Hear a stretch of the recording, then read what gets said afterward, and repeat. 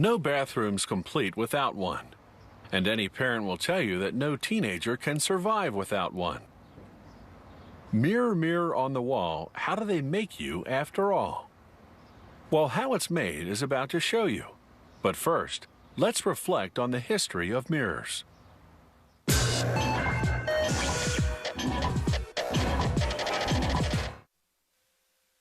The earliest mirrors were curved pieces of highly polished metal such as brass or bronze.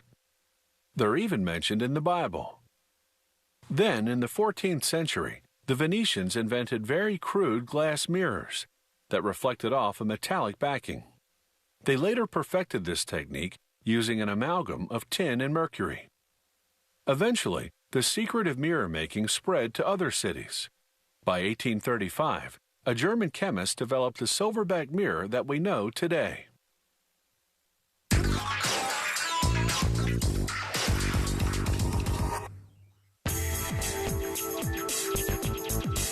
A mirror starts out as clear glass. A robot lays each panel horizontally on a conveyor belt, which transports it to the washing station. There, sprayers blast the glass with water and cerium oxide, a powder derived from a type of soil. Rotating brushes scrub and polish both the top and bottom surfaces, removing oils and other contaminants. This washing process takes about a minute per panel. Next, sprayers rinse the glass with piping hot demineralized water. Demineralized because the minerals in plain tap water would damage the metals they apply next. The first metal is liquefied tin, which goes on what will be the back of the mirror. It allows the second metal, silver, to adhere, because silver won't stick directly to glass. The silver is also in liquid form, mixed with a chemical activator. Within seconds of interacting with the tin, it hardens.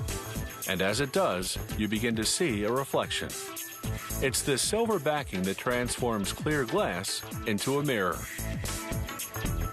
Sprayers rinse off the excess silver, which gets recycled back into the system.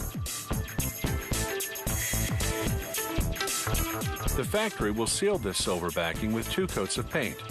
Paint by itself, however, isn't enough to protect the silver in the long term.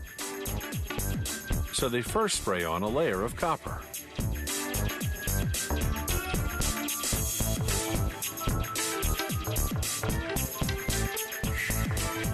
Sprayers rinse off the excess copper. Then the panel passes through a dryer at almost 160 degrees Fahrenheit. This evaporates the moisture on the surface in just 75 seconds. Now the panel passes copper side up through what's called the curtain coater, a machine that runs a continuous curtain of paint across the conveyor belt.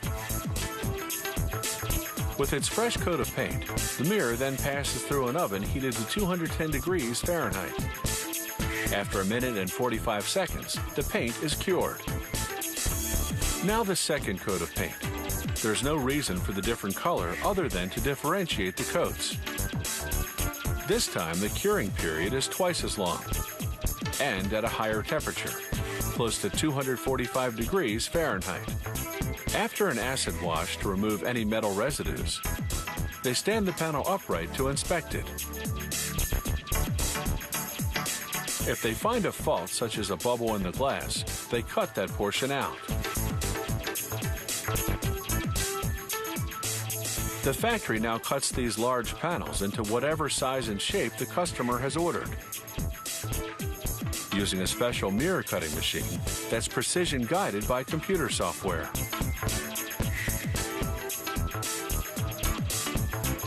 It scores the mirror using a carbide wheel.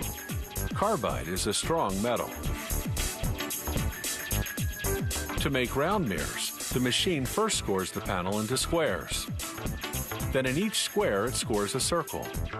Using special tools, workers separate the squares, then the circles.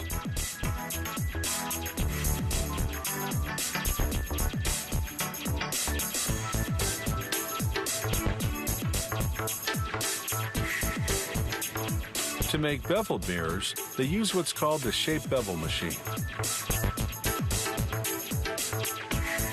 First, it carves out the edge,